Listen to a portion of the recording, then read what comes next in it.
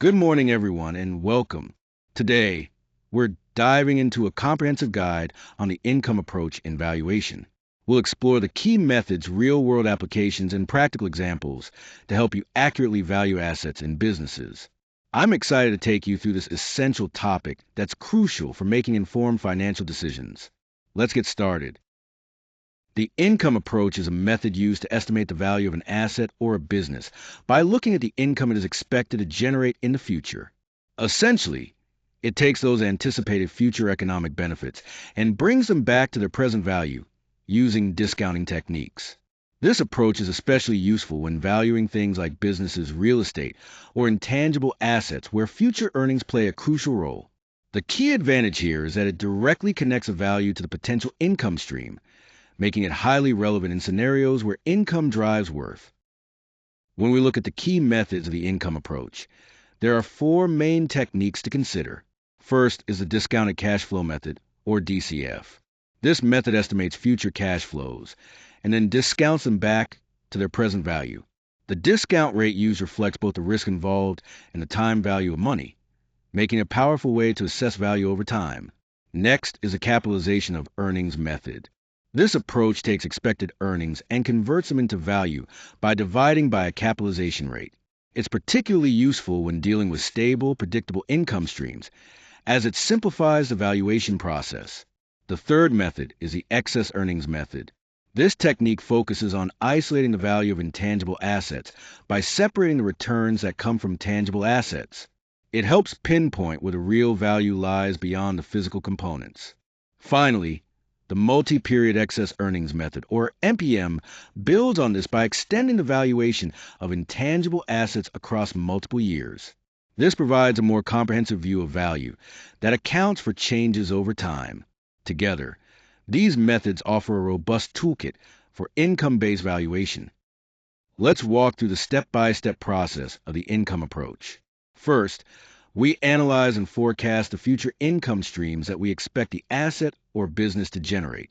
This means looking closely at revenue projections and understanding what can realistically be earned over time. Next, we determine an appropriate discount or capitalization rate.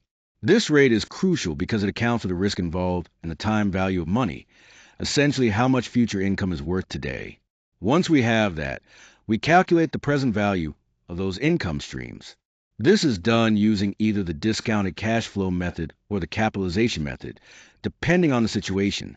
After calculating the present value, we make necessary adjustments for additional factors, such as any non-operating assets or liabilities that might affect the value. Finally, we derive the final estimated value, which reflects not only the anticipated earnings, but also the risks associated with those earnings. This structured approach helps ensure a comprehensive and accurate valuation. The income approach offers several clear advantages. First, it directly ties the valuation to the expected economic benefits and the income that an asset will generate. This makes it very practical and focused on real financial performance. Additionally, it allows us to include detailed financial forecasts and to adjust for risk, which helps create a more accurate and tailored valuation. Another benefit is its versatility. It can be applied to a wide range of asset types, from entire businesses to intangible assets like patents or trademarks. However, there are also some important limitations to keep in mind. The approach is heavily reliant on the accuracy and reliability of the income forecasts and the assumptions used.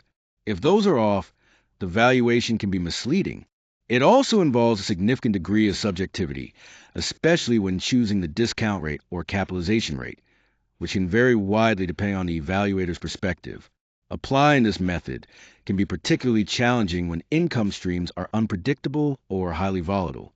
Finally, it requires a lot of financial and market data, which might not always be available or easy to obtain, limiting its usefulness in some cases. Here we have a practical example of valuing a business using the income approach. Business X is expected to generate an annual cash flow of $500,000 for the next 5 years. To determine the present value of these cash flows, we apply a discount rate of 10%, which accounts for both the time value of money and the risks associated with these projections.